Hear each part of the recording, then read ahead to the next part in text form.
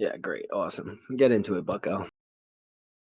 All right, everybody. Welcome to episode 3, Teed Up. We got our special guest here, Asher Edwards, also known as ashnyc on Instagram and TikTok.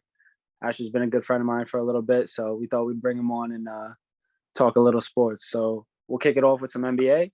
We'll start off with the Lakers. All right. Lakers situation. What do we think about it? We got AD's performance. He's been going crazy. He's up in the MVP race, I would say, for now, if he keeps that level of play up. But what else does he need to do? What else does AD need to do to solidify a spot in the MVP race? I mean, realistically for me, I feel like he just got to keep scoring. You know, if he like takes over that role on the Lakers, like he's the guy. Like LeBron, he's aging now. He doesn't want to be that dude for them. So if AD can step up and just be like, all right, don't worry, I'll take the load here. I'll shoot 30 shots. I'll be the guy that, you know, when we need a crunch time bucket, pass it to me. He'll take all the pressure. You know, if he could keep doing that and they can keep winning and they can keep up this hot streak, then realistically, that'll make him be in that MVP race. Because at the end of the day, wins do matter in that. I mean, sometimes it does, sometimes it doesn't. If you're just playing outside of your mind, it doesn't matter as much. But if he can keep doing that'll make him be in that MVP race. Yeah, all AD has to do just keep up. Yeah, just keep up the dominance. Obviously remain healthy. But the record thing is the most important. Like the Lakers they gotta finish like top 7 seed, like minimum. Yeah. If they finish like outside of the top 7, I don't think he's gonna be like taken seriously as MVP, regardless of how good his numbers is. I'm not worried how he's gonna play. Like I'm not worried about how he's gonna play when he's healthy. Like he just needs to stay healthy, which to be honest, he won't. Like he's just not gonna stay healthy. But if he does manage to stay healthy and they find themselves in like a 7 or 8 seed, like he's right in the mix with Luka and Giannis, because I assume Luka and Giannis are gonna, you know, sustain this. Your boy Tatum too. I think Tatum is. If I have to give tough love, I think at some point Tatum's gonna have he's gonna have a small decline during the year at some point. I think he's still like watching him play. He's still he shows too many moments of like being raw. Like he's too raw sometimes, and like Luka and Giannis are a little bit more refined. Right. So like I think Tatum's like he's great. Don't get me wrong. He's playing at an elite level, but I have a feeling he's gonna drop off at some. Not crazy, but like enough to fall out of the top seed for MVP consideration. I got Shy up there too. So like, depending what he can do. Yeah, I know his team's not as good, but the way he's been averaging 37 and 8 or 8 and 7, something like that, maybe 9. Like those stats are kind of hard to, you know, come by. And I'm not just because he's not winning as much on his team. Like yeah, his team sucks, but if he could keep averaging 37 and 8, he's gonna be in the conversation for me at least. I don't know. The wins don't matter as much as long as you're proving yourself. Like you're just balling that season. I agree. I think when AD got hurt the other night, left with a sickness, that was like a big game.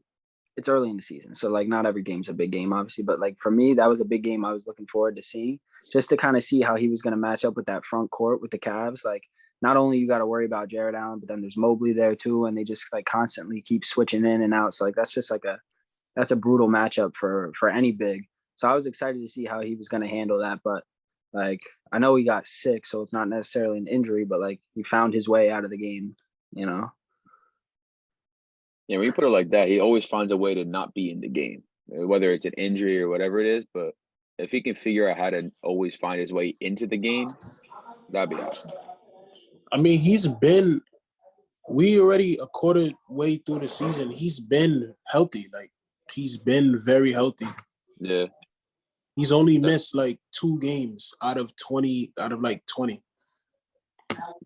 Yeah. So he's on a good trajectory as far as health right now. That's facts. I just worry that like it's like one of those things with him that you just Like you just know he's gonna get hurt. Like something's gonna happen. I also have this like stigma that I thought he got hurt more than he has this year because he's taking some nasty ass falls, bro. Oh yeah. He always does. He can't fall. Like he doesn't know. Nah. Like he can't fall. Like it's funny how like there was an interview with Ja over the offseason, and Ja was like, I practiced falling. Like he was like, I would spend like practice going up for dunks and practice falling. I was like that's a crazy thing to practice, but when you're a freak like that, like it makes sense. And when you're also like damn near 7 feet tall, it's like when you hit the ground, it's an impactful fall too. Shit's gonna Especially hurt. when you fall on your back. Yeah, that's you don't want to do that too many times. That's why he's got to stay, upright a lot. But in the league, it's kind of hard to stay upright when you're going down to the paint real hard and trying to dunk on people. But as much as AD gets banged up though, like you gotta give, like he's tough. Like he's not soft. no. Like he gets back. He gets back in the game. Like at least as of late. Like he's taking big hits, big falls, or whatever, but he comes back in the game. He hasn't missed extended period of time due to like falls as he would like last year. Like last year, he would fall and then miss like 4 or 5 games straight. This year, he's getting back on the floor. Yeah, he seems a little hungrier this year, which is good. But the next question I wanna ask you, Asher, what kind of moves, if you're Rob Pelinka and the Lakers, like what kind of moves in the market? Who should you be targeting? Like who should they be going after right now? Because right now it's looking like very mid outside of AD and LeBron. My priority right now would be 3-and-D players, like legit 3-and-D players, or at least like guys who can shoot the three, if not play defense. I mean, they gave away to Matt Ryan, I think. I mean, he was a defensive liability, but he could shoot the ball. Like he was like a 40% 3-point shooter. They're interested in they called the Knicks about Cam. Yeah. That would be a good that makes sense to me. Yeah, that makes a lot of sense. Cam Reddish going to Lakers. Yeah. Yeah, they could use like a wing. They could use a wing like Cam who could score. But yeah, I would prioritize a wing or a 3-and-D type player. Just someone who could shoot and space the floor, because that's really what they need. They don't have any elite shooting wing. Like the best shooter on the team is LeBron, and LeBron is very mid. Himself shooting from the field. He's been better, but he's like a 38% shooter.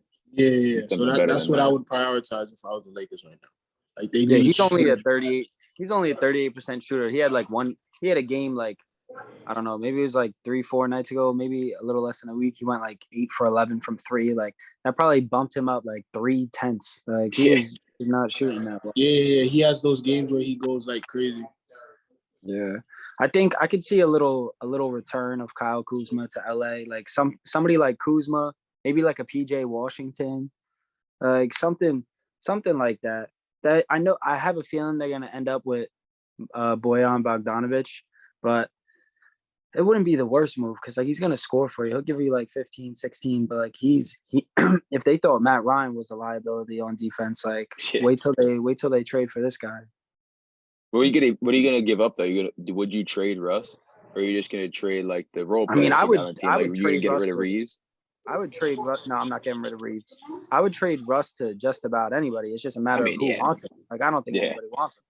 The people I got on the market, if I'm the Lakers, is probably like it's Kendrick Nunn and Pat Beverly, and then whatever assortment of dog water picks they have. I'm pretty sure they got a lot of second round picks. So like they're gonna have to just combine a bunch of those if you want to even get rid of Russ. They got a bunch of picks deep in the future though. They're not like they're not like picks of like next year's draft or like the draft after. And I wonder if they're still dead in the water on that Pacers trade with like, because they would have like robbed the Pacers of that trade when they were talking about that in the summer, and it was like Russell Westbrook and a first round pick for Miles Turner and Buddy Hield. Like you would have. I don't think that's happening. Nah, I think it's dead now. But like they would have fleeced them. Yeah, that should not happen. I mean, if AD goes down, I could totally see that happening. You know, if he goes down somewhat soon, then they're gonna be like, all right, we got to get somebody to replace AD, and then you might as well go get Buddy too. But at that time, it's like, even if AD goes down, then the season's kind of wraps anyway. But you don't have a first round pick next year anyway, so it's like you got to kind of at least try to win. Because then it's going to make that pick trading away is even more stupid because it's going to be a top 10, top 8 pick. Yeah, it's just gonna. That's facts. All right, though. I think the Lakers definitely have some deals to be looking into because I feel like Rob Pelinka will be on the hot seat soon if he doesn't turn this team around one way or another. Like, they did say they had 3 options. He's done a shit job. Yeah, and the fourth one is to fire his bum ass. He's done a shit job so far. I think they wanted to go that route where they're like the old players are gonna take over the league, and then you sign Jared Dudley. Like that was like the most asinine thing I've ever seen.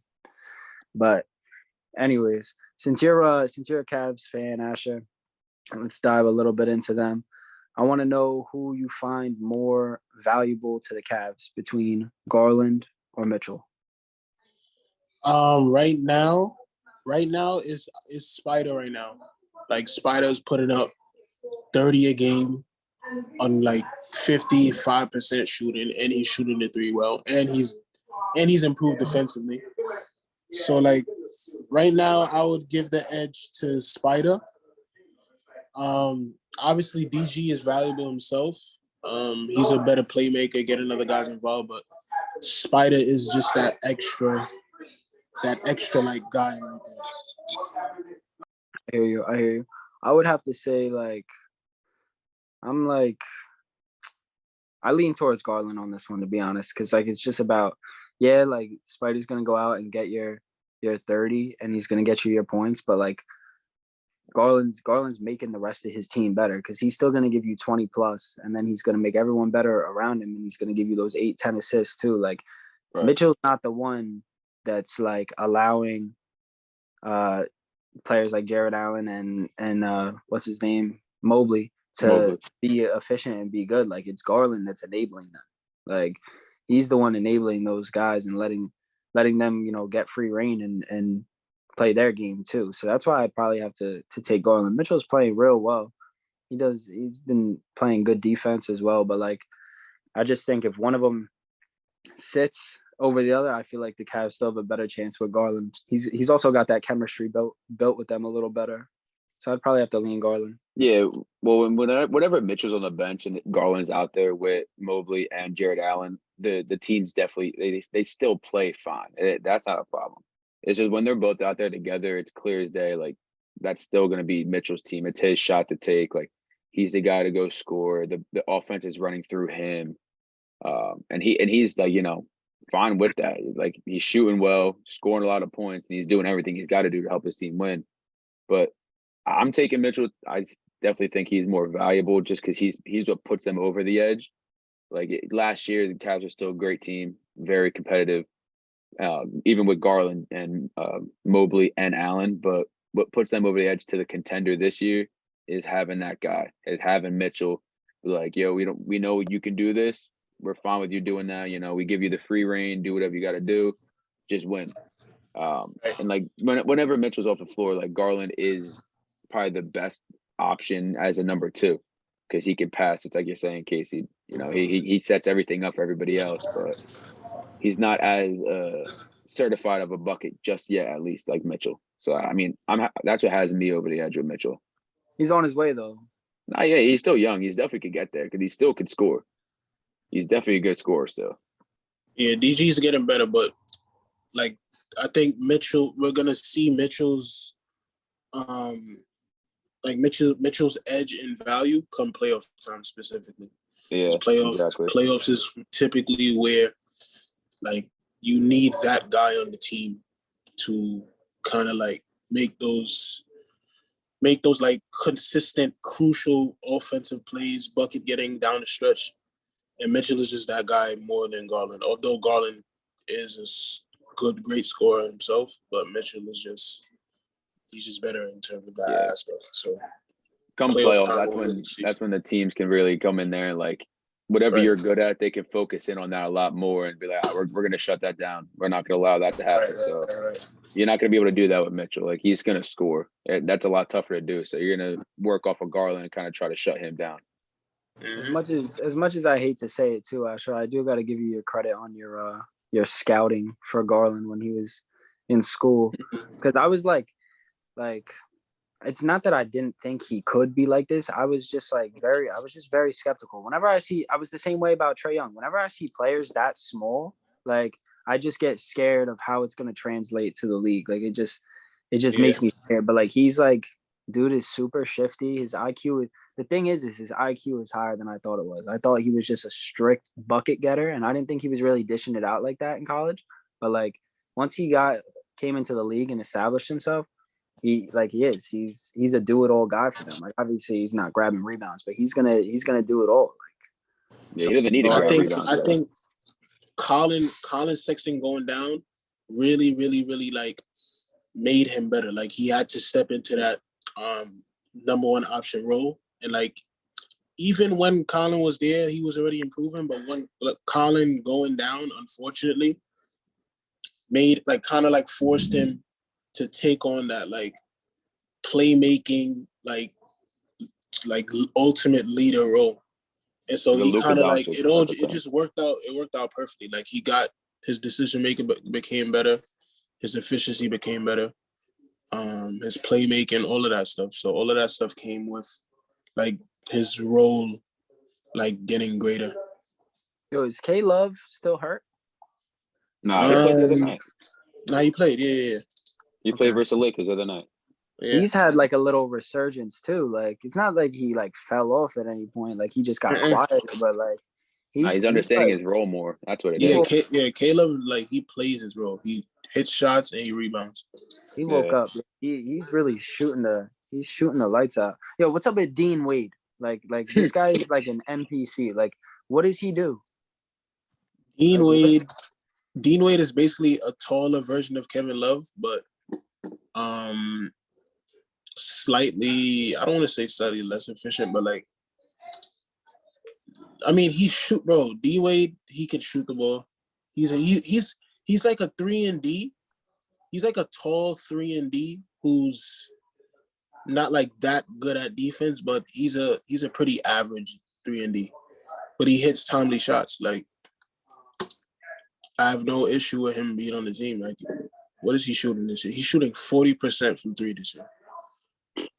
I gotta see Okoro get more minutes over Stevens. Like it's not like I dislike Stevens. I just feel like you were saying about Garland. Like Garland got put in a position where his back was against the wall and he had no other choice but to perform. So like if you do something like that with Okoro, this guy's gonna have no other choice to perform, and he'll show you his true talent because he does have it. Like he's got it. I gotta see that. He's a little energizer. He does. Isaac just gotta. It's the shooting for Isaac, for real. It's the shooting for him. Like he's not shooting. Like in order to keep those minutes, he has to shoot better. Like right now, he's shooting like 20% from three. Which isn't good. In today's game, that's unacceptable. Lamar Stevens is shooting better than him from three, and is playing just about the same defense, if not like slightly less. But it's just like Isaac's role, like he just has to form more into that 3-and-D type role. He just hasn't done that yet. But he's still young though. He's still develop that in it, especially like once he learns the role and steps in. Like, all right, if for this team to really succeed and go far, all I gotta do is shoot the three. I'll be in the gym, whatever it takes to learn how to shoot the three better. So True, that's true. I think I've heard enough about this bum ass organization for now. Right. Kid's like a subtle bandwagon, right? Like when all of a sudden he's a Cavs fan, it's crazy. I said I'm gonna be a Cavs fan right before last year's playoffs. Right before the playoffs. I was a fan free agent. I was a fan free agent. Okay. I was going to be a Pelicans fan, but I was like, you know what now? DG is my favorite player. I'm rocking with the Cavs. Would you get signed? Truthfully, I did not think we were getting Donovan Mitchell. Everyone thought Donovan Mitchell was going to the Knicks. Yeah, same. Yeah. He should have. But Like that talk about a everyone, bad nobody thought organization. Donovan Mitchell was going to the Cavs. And then he goes to the Cavs, and all three of us get a message in our friggin' chat from Brandon. You never believe what just happened. Yo, Brandon's side be mad funny, bro. Yeah, it is. It's a top 3 notch. second sigh. He's like right in front of his phone, just like. He just exhales, like you can just hear the pain. And all you hear is the anger come out next. You know, man. You know what? I'm done. I'm done with this bum ass. I hope team. James Dolan falls on a dirty needle in the city. I think I've heard Brandon say he's done with the Knicks maybe 10 times within the last year. Like easily 10 times. You can't stop. All right, though. I think we'll hop into this next little quick hitter segment. So I'm gonna start off with Garland, and I'm gonna basically ask who you'd rather have right now. It'll be Garland or somebody, and then whoever we take, like majority 2 out of 3, I'm gonna move into the next one and take that guy like a tournament type thing. All right. So to start, we'll keep it basic. Who would you rather have, Garland or CP3? Garland, easy. Yeah, Garland. Yeah, I'm taking Garland as well. All right, Garland or LaMelo? Garland, easy. Garland. I'm also taking Garland. Garland or De'Aaron Fox? That's a little more difficult. Fox is hooping right now. Yeah, if we're doing it in like right now, like I'm a big I love De'Aaron Fox. I think his game's pretty good. I like his game a lot too. I mean, Fox is a much better defender than Garland. But he's also not the shooter that Garland is. I mean, he's crazy athletic and crazy quick too. That's the reason I'm still gonna take Garland, just for the sheer fact that like he's gonna shoot the ball better. Shooting, he's gonna make his teammates better too. Because like Fox like gets like his like 6 assists really, but like his assists I feel like aren't really based off of, I don't know, his like understanding of where his teammates are. It's more of just like he attracts attention and like he has easier outlets to get to. Yeah, the dump off to Sabonis. Yeah, like and he's not leading the like, team in assists. Sabonis is. Yeah. Like so, it's not like he's getting a lot. Sabonis is still getting the 6 assists a game. He's still controlling that offense. He's not as natural as a playmaker as DG. No, not at all. So who you got? I got Garland, man. Yeah, I'm going with Garland too. I'm gonna say Garland, but if Fox in not a couple weeks, maybe like a month or 2 later in the season, I might make that move over to Fox because he can still, if he can go ahead and just prove that he is a better scorer, he can work on passing a little bit. That'll put him over the edge for me. All right, this next one is where Garland's reign ends for me, but Garland or Halliburton? Tyrese Halliburton is playing really, really well. He's playing at like peak playmaking. Like he's playmaking at a really, really, really efficient level. He's a very good. I mean, I guess it's just like a comparison like this, like hypothetical. It's like, is Tyrese Halliburton a better basketball player? And if he is, then like, what has he done to prove? I guess he has better stats as of now. But like, I would have to wait. I gotta see. Like, before I say a player is better than a player, I need to see them come like. Think about it this way. Think about it. I need to see them. I just need to see them in the urgency time. The crunch time. Yeah. You need to see when it really matters, who steps up, and how they actually play. I can't just say somebody's better than somebody just because of a. So who would you think of that as like who you'd rather build around? Like who would you rather build around between those two? Like if you had to start with one of them as like a cornerstone of your franchise, like who would you rather build around? I'm still Halliburton. What is Halliburton shooting from 3? From 3? 38%. 38? Yeah, 38. That's pretty good. I mean, his assist to turnover ratio too. Like he's averaging 11 assists and he's averaging like 2.5 turnovers a game. And almost 2 steals a game too. He's doing his thing. I think he has the defensive edge over DG. I mean, also I'm DG is taking playing Garland right now. alongside the stat debate. I mean, is a little to Tyrese's advantage because he's not playing alongside Mitchell. So that's gonna show up in the stat sheet a little like to his advantage. But I guess you could call that one a toss up. Yeah, I think I'm gonna go Garland just because, like, as of right now, like if I want to take him right now, Right. I'm taking Garland. Just Halliburton long term, probably, for sure long term. But like right now, if I want to make my team, I think Garland has a little bit more of what he has it right now. He's got the playmaking. He can score if you need him to. So. Yeah. You'll be the deciding vote, Asher. There's no toss up over there. I'm taking Garland because of the shooting. Okay, so I'm beat then. All right, so then the next one, like you guys got to bump Garland out of this next one. Okay, Garland or Shy. Yeah, that's Shy. That one's not really close for me. Oh, now you start stinking. Here we go. As of right now, Shy is playing better, but come the end of the season, I don't think that's going to be the case. Okay.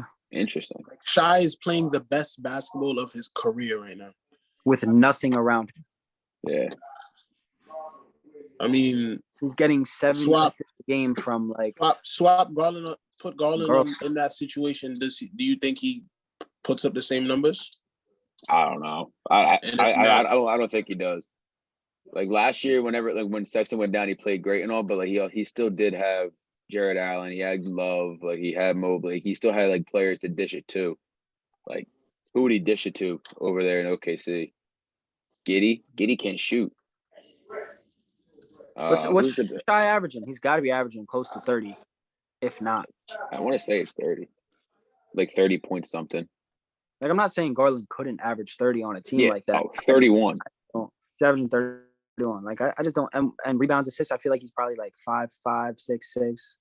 31, 4, well, almost 5 and 6. Okay. He's filling the damn stat sheet. I'm gonna take Shy on that because I think he's gonna sustain it. Like I think it's time for him to like he's always been like a good name. Like he's been a good young guy, but like I think he's gonna start growing into that like superstar type role. And if he ever gets traded, that would be the dumbest thing Sam Presti and the Thunder could do. But he's different. Shit. Send him over to the Lakers. Get Russ back in OKC. We'll see. That would be the ideal move for the Lakers. Yeah, no shit. Go send their entire roster except for LeBron and AD, and then just start picking up bums. How many shots is Shy taking a game? I feel like he's very efficient. Honestly, like I got him on my fantasy team, and he's like nasty. He's shooting 50% from the field right now and 32% from three. On 20 shots a game. Okay. 50% from the field on 20 shots a game, you said? Yeah. Huh? He's only shooting 32 from 3 though. So it's not like he's doing He cooled down a little bit. So if he's going 1 for 3 every game, like I'll take it. Yeah, you'll take that for sure. As long as he's not doing nothing crazy like 1 for 5 performances, 1 for 6. If he's forcing it. Give me Shy.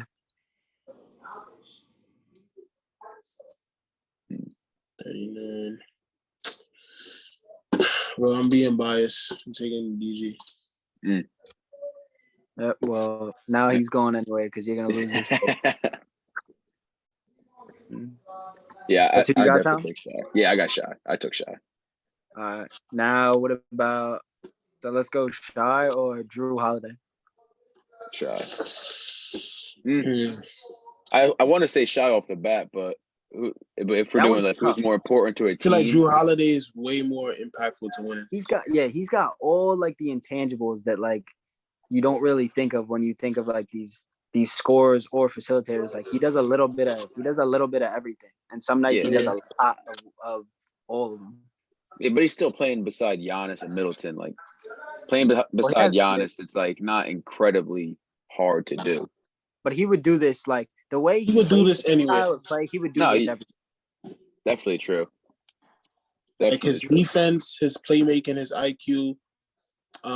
He's not the most efficient guy, but down the stretch, like he kicks it up a few notches down the stretch. I'm not gonna lie. I think I'm taking Drew over him. He's got some crafty moves too. His bag is like a little bit deeper than I thought. Yeah, he's got some real crafty moves. He's not like crazy quick, but like he's just got the ball on a string. Like he's filthy. I gotta go Drew on that. Yeah. I'm going against Shy. I like Shy just because he's with the Bucks. Like they're winning, they're a great team and all, but like it's something with Shy. I just love his game. To average 31 on a team, like I know it's a little bit harder or easier to do that when you're the guy and like you're taking the shots, but he's just playing efficient basketball. Like I there's something about that. And this last one, here's where I hope it ends for everybody, but we'll go. So you took Shy? Yeah, I mean either way, you guys both took Drew. So. Who's next, Ja? No. Don't worry about Ja. Ja's baby food. I got Ja's baby food, he says. Ja's baby food. Get him out of here. We're gonna go. Casey's not talking about Ja because he caught some heat on the last one. He said he's cutting Ja. Yeah, I said I was cutting Ja. I feel like Ja is a little overrated. Oh, all right, man. bring the heat. Bring the heat his way. I agree. Oh, man. I hate Ja's a little overrated to me, bro. Like he's really, really good, but he's a little overrated. his style of play is not going to be sustainable. Wait till he gets injured once, and then like you're gonna see a highlight of him like twice a year. Look, you can't just expect the injury though. I mean, no, you're definitely right. Like the style of play isn't there like as you get older, but he can still change the way he plays. Like LeBron's changed the way he played a little bit. I'm not comparing him to LeBron like and all because he's obviously not a freak athlete and strong as hell. But like he could definitely change how he's playing to make sure he can sustain and play a longer career. I don't think he can though, because it's how he plays. The other night he had that highlight. This highlight drove me fucking insane. He spins through the lane and jumps and nobody's there and has to do like a double clutch just to do a layup. Like he's fucking around too much. He's gonna. He does a lot of unnecessary shit. Nah, yeah, that's definitely true. He does a lot of unnecessary shit. I would take Drew over John Morant. Oh man, I would too. He's doing more for the team. Look, listen. He's doing more for the team. Yes. Listen. John Morant, John Morant, is a walking highlight tape. He's a highlight tape, but like, as far as impact on winning, like, I just don't. I don't see it. Like, it's not where it needs to be relative to the numbers that he's putting up, bro. I mean, shit. He was, what were they, the 2 seed in the West last year, a couple years ago, or 3 seed? They were one of the top 4 seeds. And it's like, and not like Bane's a good player and Dylan Brooks is a solid player, but they're not superstars. That's the thing. I think their supporting cast is getting shit on. Their supporting cast isn't getting enough credit though. No. Yeah, no, they're definitely like, they're doing their thing. Like they have a good supporting cast, but they're not great. Yeah. Like they're good players. So like realistically, they're just spacing everything out and letting Ja just attack. That's all really. I mean, Bane can shoot the shit out of the ball. Don't get me wrong. Like that man can score. Like that's one thing. And Brooks can create his own shot too. Yeah. I mean, bro. And like Brooks, he can create his shot too. So it's like it's not like Ja is the one playmaking for them. I just think the way that their play style of just spread out and just shooters around Ja, like old fashioned basketball, just go down and kick out, stuff like that. I mean, Brooks can create. If Grant Williams dreamed about like what NBA player he wanted to be, like he would be dreaming about Desmond Bane, like when he was younger. Like they could be both of their like physiques and they're like they got similar builds. But Bane is filthy. But I'm taking Drew. I think he fills all the intangibles. Like I think he's gonna do that. He's definitely a better defender. Yeah. Drew is definitely the better defender than Ja. That's yeah. So like you give him that. Undoubtedly. I was gonna end it with and like hope everybody agrees, but like, all right, any of those point guards I named, like, none of them are better than Doncic or Curry, correct? Yeah. Yeah, none of them are better. Yeah, those are the top as in two. like, yeah, I'm right, or yeah, there is somebody No, better. you're right. You're right. None of them are. Yeah. Steph and Luka in their own class. Yeah. It's gonna start boiling. All right, so then now let me go into duos. Couple duos that you would rather have. Like they're not exactly lined up with position per se, but like think about it as like what you would build around. Okay. All right, so we'll start with Mitchell and Garland, and we'll start easy for now. Mitchell and Garland or Dame and Anthony Simons? Mitchell and Garland. Yeah. Yeah. But I will say that it's Anthony close. Simons he's like on the come up, like fast. He's shooting the shit out of that ball. Like he's really becoming him really, really quickly. Yeah. And it's good that it sucks that Dame's hurt for the league, but it's good for Anthony Simmons right now to be Simons to be playing without Dame because he's gonna learn, a little bit more of like the role, like the head guy on the team, that lead ball handler. So that's gonna help him immensely. But I'm still taking Garland and Mitchell. Same. All right, so what about Levine and DeRozan? Garland and Mitchell for me. It's I'm taking them too. It's just like it's easier to build around those two than Levine and DeRozan, and they've proved that the Bulls have a nice roster, but what are they doing with it? No, I do like DeMar a lot. All right, what about Zion and Brandon Ingram? Zion and Brandon Ingram. I could say Brandon Ingram or McCollum, but I'm probably taking Zion just because Zion's on that. I'm taking DG and Mitchell. Why? They're healthier. Brandon Ingram is not the healthiest. How many games has he missed this year? He's missed like 5-6 games. Plus Zion right now is healthy, but like he's still you gotta be a little cautious about his health. So who do you got then? DG and Spider. Tom? Yeah, that's a close one, but I want to say if I'm a build around, I'm gonna go Ingram and Zion, but the health is scary. I'm gonna go Zion and Bi. Yeah, let's go. I got Zion and Bi too. Fuck the Cavs. All right, the next one I think's a little interesting. Like I'm kind of conflicted about it. I'm not gonna lie, but so we have Zion and Brandon Ingram, and then what about Anthony Edwards and Cat? Because like if you're building around those two, like there's a lot of potential there. When healthy, right now they're not. Right now, Cat is out. Yeah, he's out 4 to 6 weeks.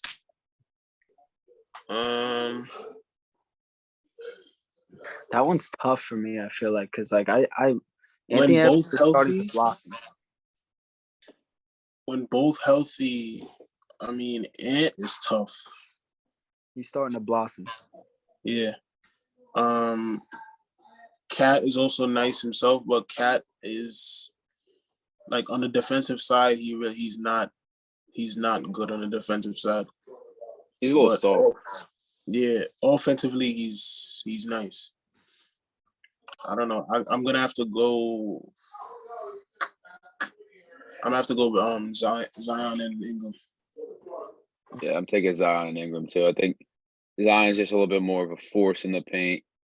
Ingram can do a lot of things, and when they're both healthy, like the Pelicans they got a damn good team. So like, and it starts with those two. Like McCollum's a good piece too, but it really starts with those two guys. I'll go Zion and Ingram too, just because I don't know. I Just mean, like, we said it. No. I would prefer to disagree with you two more than anybody, but Anthony Edwards and Cat, like they do have the potential. They 100% have the potential to be better than like a better pairing than those two. I think like they got a lot of time left to go, but I'll probably have to go Zion and Brandon Ingram. It's not because of Brandon Ingram. Like, it's obviously because I just like Zion's. If he's not already, he's gonna be a top 3 player in the league for years to come. At some point, I think. You say if he's not, or he's definitely not a top 3 player right now. No, he's not. But like, he definitely has the potential. Yeah. He definitely can. 100%. But all right, so I'll move on with Zion and BI then. Now obviously Zion and BI are like the 3 and the 4. But what about like I was gonna say Drew and Middleton. But yeah, well, I'll keep it at Drew and Middleton, because if I make it Drew and Giannis, like they'll just run through this. Yeah, that'll be easy. So I'll go Drew and Middleton. Give me Drew and Middleton. More experience. See, I don't know. Wait. This is moving forward or like just today? Like a duo from today that you're building around. Like, you got to start a team fresh with this duo. Like, is that the duo you want to start with, or would you rather start with Zion and BI? So like Drew and Middleton don't make you win now, but like it's like the longevity. The long run, yeah. That's why I wanted to take Anthony Edwards and Cat, but like I couldn't pull the trigger. Either way, Zion and Ingram are way younger. Yeah, I like Ingram and Zion, but I'm gonna choose them too. I'm also not big on Middleton. Like it's not like that I don't think he's good. It's just like in comparison to some of these other guys, like I just value them higher than Middleton. I don't know. Now, it's when you're playing next to Giannis. Middleton in the playoffs and down the stretch, he shows up. Like he's really efficient down the stretch. Yeah, that's a good word to use for him, efficient. Because he'll never take a bad shot, really. Like he may not turn the ball over too often. He may not be this like 25 point per game guy that is like gives you 25 to 30 every game, but when it's like crunch time and down the stretch, bro, he's that guy who makes shots. Like he makes timely shots. Yeah, that is true. That's fair. I'm still gonna go Zion and Brandon Ingram. Yeah. What about Trey and DeJounte? I'm taking Trey. I hate to say it, but I think I am too. I'm not taking Trey and DeJounte over Zion and I just like DeJounte's game a lot. It's not really Trey. Like Trey, his games, he's second in the league in assists. Like he can score, he can shoot from deep. Like, but for me, he's just not really off. When he be shooting the ball, like when he has off nights, he's just not efficient. He just chucks a lot. And that was like he's still younger and he's still learning all that and all, but there is something about him. I mean, obviously the Knicks fan, that's one thing, but I what it is with DeJounte, I gotta watch a little bit more of them two together and see how they play together. Yeah. But I know Zion and Brandon Ingram are a little bit more. They fit more.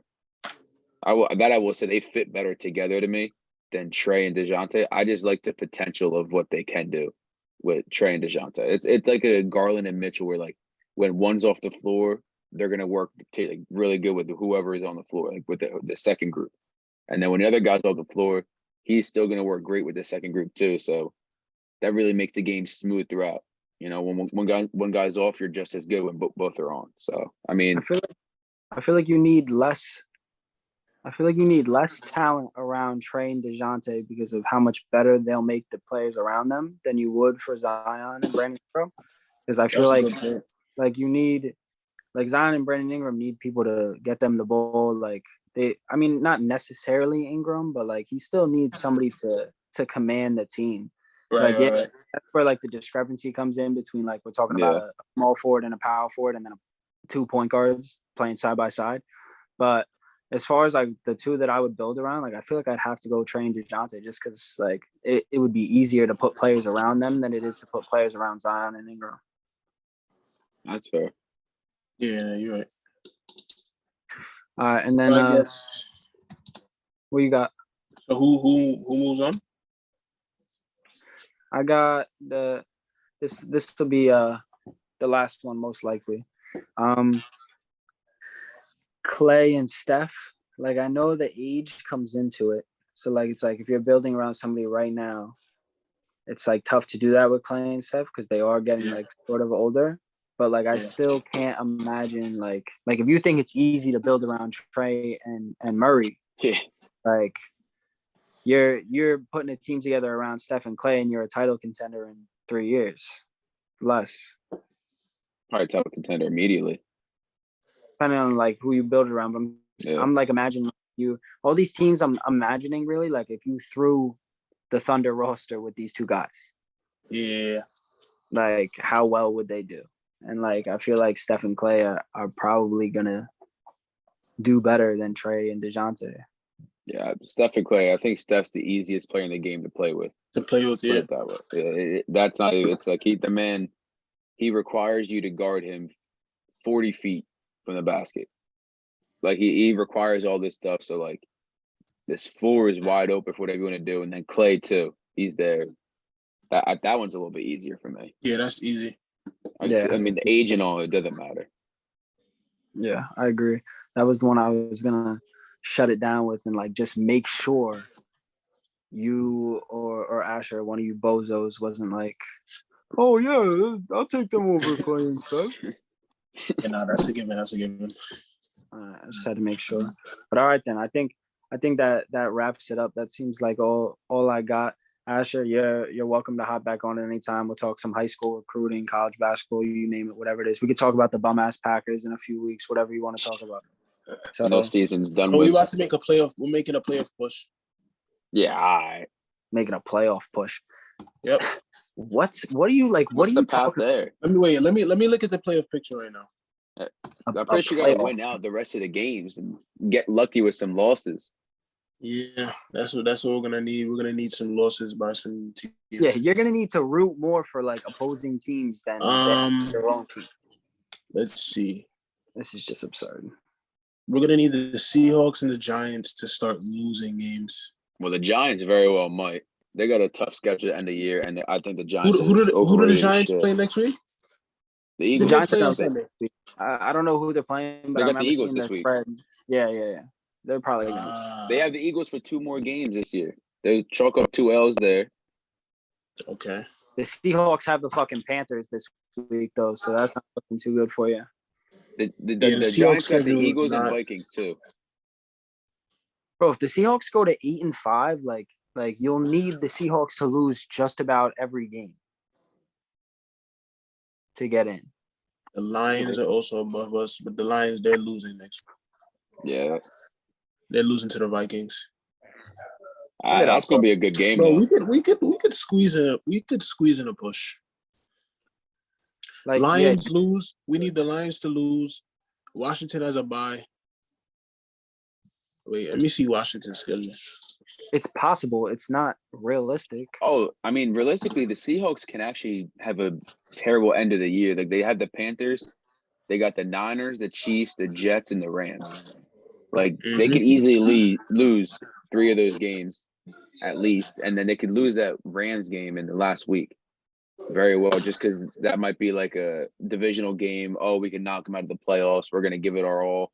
Baker Mayfield, Baker one might of those turn up. classics. Baker might turn up. Yeah, You never know. Washington is losing. Washington is losing the rest of their games. They got the Giants, the Niners, the Browns, and then the Cowboys. Yeah, like these are all toss-up games. Like the Commanders and the Giants, very well. They have a tough schedule. They could all like lose out, and the Giants they might tie again. Mm-hmm. So the Packers' odds to probably make the playoffs right now, like you could probably make if you really feel that way, you could make a good buck off them. I'm gonna bet on it. I mean, shit. The Packers still got a tough schedule. It's not like the Dolphins and Vikings. We got the Rams. We could beat the Place Rams. that bet. Yeah. Place that bet and send me the We ticket. got the ticket. we got the Dolphins, the Vikings. We're not losing to the Vikings again. But you can't just chalk that up as a win. Yeah, they could put up points. Lions. We're not losing to the Lions. We lost to the Lions earlier this season, but Yeah, that was an if that was the an playoffs are on the abomination. line, Aaron Rodgers is beating them. No doubt about it. I agree. But I did a lot of talk this year about like every game, like the Packers lost the game they were supposed to win. I'm like, when they lost to the Jets, kept telling myself, Aaron Rodgers Hold isn't on. losing to the Jets. Aaron Rodgers isn't losing to the Jets. And he Hold loses on, the hold fucking on, hold on, hold on, hold on, hold on. We're not saying that the Aaron Rodgers should have beat the Jets. The Jets are a very good team this year. All right. Very good. The Jets Very are good. good. You want to use those words? I want to say the defense Packers- is a very good team. The Packers special teams and defense and run defense has been very, very bad. Like the worst in the league. So regardless of what Aaron Rodgers did or didn't do, plus our receiving core took a long while to get warmed up. Yeah. Yeah, you guys probably have the most drops in the NFL. Yeah, Watson, he's heating up at the right time though. Watson is I'll tell you cooking. what. Yeah, I'll tell you what. Watson- I'm not gonna lie. He's good. He's talented. nah, that he's kid. nice. He's nice. He does look He's good. really promising, bro. But He we just took too long to warm up. Those 5 straight L's, like we should have Yeah. we should have beat the Giants, we should have beat the Commanders, and we should have beat the Lions. Those are 3 like games That's that crazy. we Like should lose, like easy. I wonder the last time. Well, it probably has never happened. Like that Aaron Rodgers would lose to the Commanders, the Giants, and the Jets in a season. Like those Same are 3 season, teams yeah. that are like Look, as far as the past I would say as far as the past 5 to 7 years, those are 3 teams that have been like historically bad. the Jets have been historically bad since the last time they made the playoffs 10 years ago. Yeah. Yeah. They had one good year when they went 10-6 and still missed the playoffs in 2015. But other than that, it's been god awful. But why do you think their defense is finally good? Because they have had a top 5 pick. You know, they finally clicked on 2 of them. Asher, make 3 that of them. bet. Make that bet. Send me the ticket. Send me the ticket, a screenshot of the ticket, and then next week when we make the podcast, I'm gonna put it right here, right up in front. Like this is the bet that's made, set in stone, and we're gonna get everybody rooting against against it. I'm gonna make that bet, bro. I'm gonna make that bet. But do that. All right, though. I think that's probably enough slander of the Packers for me. You can go and dream about your little playoff push. But real talk, though, we do appreciate you coming on. Always good insight, for good sure. NBA insight.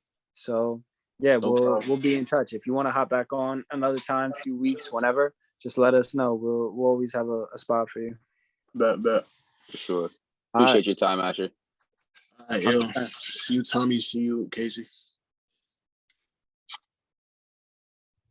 Mr. Edwards, that was a good little talk. We definitely appreciate him coming on. So make sure you guys tune in next week. We should have something in the works in a hopefully a few weeks to a month. We got a little Christmas gift for everybody.